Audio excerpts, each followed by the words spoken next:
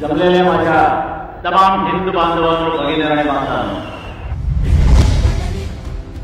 जो जगला हिंदुत्वाची कास धरून जनकल्याण